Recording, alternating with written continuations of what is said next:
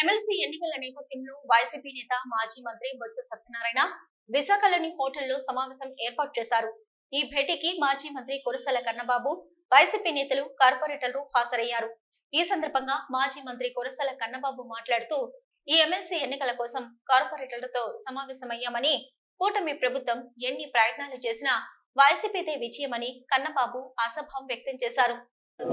YSR party అభ్యర్థిగా మా senior నాయకులు బొత్స సత్యనారాయణ గారిని గౌరవ ముఖ్యమంత్రి, మాజీ ముఖ్యమంత్రి, మా పార్టీ అధ్యక్షులు జగన్మోహన్ రెడ్డి గారు నిర్ణయం తీసుకున్నారు. ఇప్పటికే తొలి విడత ప్రచారం ఈ రోజుతో పూర్తయింది. అందరూ ఓటర్లని కలుసుకున్నారు. అభ్యర్థిగా మా బొత్స సత్యనారాయణ గారు, అదేవిధంగా మిగతా ఈ జిల్లాలోని మాజీ శాసనసభ్యులు కానీ సీనియర్ నాయకులు అందరూ కూడా పూర్తిగా ఆయన కోసం మద్దతుగా పనిచేస్తూ ఉన్నారు. ముఖ్యమంత్రి గారు ఇప్పటికే చాలామంది ఎంపీటీసీలు కానీ ఈ స్థానిక నాయకులతో కానీ భేటీ అయ్యారు, వారితో మాట్లాడారు, వారిని మోటివేట్ చేశారు. తప్పకుండా ఈ ఎన్నికల్లో మేము విజయం సాధిస్తాం. మాకు 850 ఓట్లలో 650 ఓట్లు పైచిలకు వైఎస్ఆర్ పార్టీ బీఫామ్ మీద గెలిచిన అభ్యర్థులు ఉంటే, మా ఓటర్లు ఉంటే, చంద్రబాబు నాయుడు గారు పోటీ పెట్టాలనుకోవడం ఏంటి అంటే నైతిక విలువలు లేని రాజకీయం చేయడానికి సిద్ధం అవడమే కదా, మీరు ప్రలోభాలు పెట్టడానికి సిద్ధం కావడమే కదా. మా ఓటర్లని ప్రలోభపెట్టి, మా ఓటర్లను బెదిరించి మీరు తీసుకెళ్లాలనే ప్రయత్నమే కదా. దాన్ని ఎదుర్కొంటాం. ఎందుకంటే మా వైఎస్ఆర్ పార్టీ ఒక బలమైన సంకేతాన్ని ఈ ఎన్నిక గెలవడం ద్వారా ఈ రాష్ట్రానికి, ఈ ప్రజలకి, మా పార్టీ నాయకత్వానికి, క్యాడర్కి, అందరికీ కూడా మేము ఇస్తాం, ఒక మెసేజ్ ఇస్తాం. అందుకనే తప్పకుండా మేము ఐకమత్యంతో పనిచేస్తున్నాం.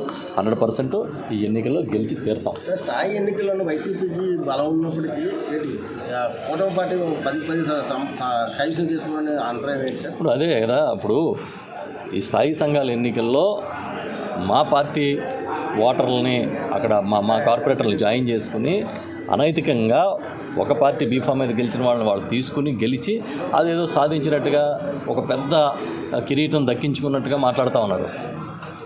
మరి అంతకుముందు స్థాయి ఎన్నికల్లో మేమే కదా గెలిచాము. అంటే ఇప్పుడు అధికారం వచ్చింది కాబట్టి వీళ్ళందరినీ కూడా మీరు ఏదో రకంగా ప్రలోభ పెట్టో లేదా బెదిరించో మీరు తీసుకెళ్ళి ఉండొచ్చు. కానీ అన్ని చోట్ల అలా జరగదు. అక్కడ ఉన్న నెంబర్ చాలా చిన్నది, ఇక్కడున్న నెంబర్ పెద్దది. ఇక్కడ మాకు చాలా ఆల్మోస్ట్ 3/4 బలం ఉంది మాకు, కనుక 100% గెలుస్తాం. ఇప్పటికే కూటమి ప్రభుత్వం వైపు వైసీపీ నాయకులు చూస్తున్నారు. గేట్లు తెరిస్తే ప్రతి ఒక్కరు కూడా కూటమి ప్రభుత్వం వైపు వస్తారు, తప్పకుండా ఎమ్మెల్సీ కైవసం చేసుకుంటామంటూ కూడా కూటమి నేతలు అంటే 2019-24 మధ్య ఏ నాయకులు ఏ గేట్ల ముందు తచ్చాడారో, ఏ గేట్ల ముందు పడిగాపులు పడ్డారో మీకే బాధ తెలుసు. మాకన్నా మీరే రాశారు, చాలాసార్లు మీరే చూపించారు. ఎవరి గేట్ల ముందు వాళ్ళందరూ పడిగాపులు పడ్డారు, ఎవరి గేట్ల ముందు తచ్చాడారు, ఎవరు తలుపులు కొట్టారు. ఇప్పుడు మళ్ళీ అధికారం వచ్చేటప్పటికి కొత్త మాటలు మాట్లాడుతున్నారు. కాబట్టి ఇది చాలా సహజమైన మాటలు ఇవన్నీ. ఎందుకంటే అధికారం వస్తే అలాగే అనిపిస్తుంది వాళ్ళకి. కేవలం బెదిరింపులతోటే ప్రలోభాలు కానీ, బెదిరింపులు కానీ, ప్రలోభాలు పెట్టడం కానీ, లేకపోతే వాళ్ళకి ఏదన్నా ఆశ చూపడం కానీ, లేదంటే మేమేదో ఇంకా అధికారంలో 5 ఏళ్ళు ఉంటాం, మీరు వస్తే మేము బాగా చూసుకుంటామని చెప్పడం కానీ ఏదో చేసుకుంటారు. సార్ ప్రధానంగా విశాఖ జిల్లాలో నాయకులు లేనట్టు పక్క జిల్లా నుంచి తీసుకొచ్చి పెట్టారు, ఇక్కడే తెలిసిపోతుంది అంటే ఓకే. ఇప్పుడు ఈ జిల్లాలో ఎంపీలుగా అయిన వాళ్ళు ఎక్కడ వాళ్ళంతా చెప్పండి. అనకాపల్లి ఎంపీ ఎక్కడి నుంచి వచ్చాడు? తెలుగుదేశం పార్టీలో గెలిచిన ఎంపీ చెప్పండి.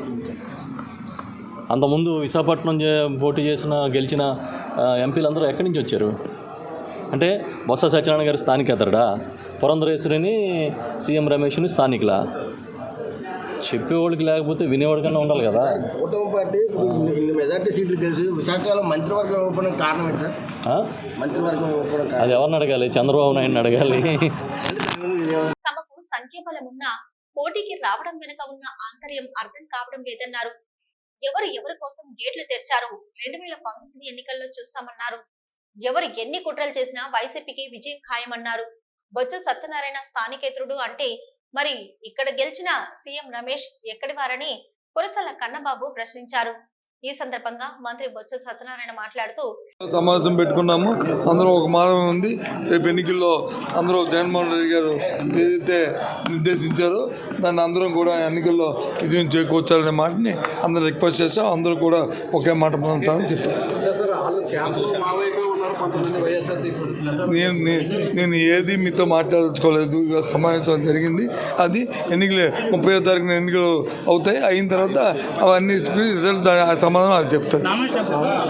నామినేషన్ 12వ తారీఖు. ఎమ్మెల్సీ ఎన్నికల నేపథ్యంలో కార్పొరేటర్లతో సమావేశమయ్యామని 12వ తేదీన నామినేషన్ వేస్తానని చెప్పారు. ఈ క్రమంలో అందరి సహకారం కావాలని కోరుతున్నానన్నారు. ఎన్నిక 30వ తారీఖని, అన్నింటికీ రిజల్ట్ సమాధానం చెప్తాయని అన్నారు.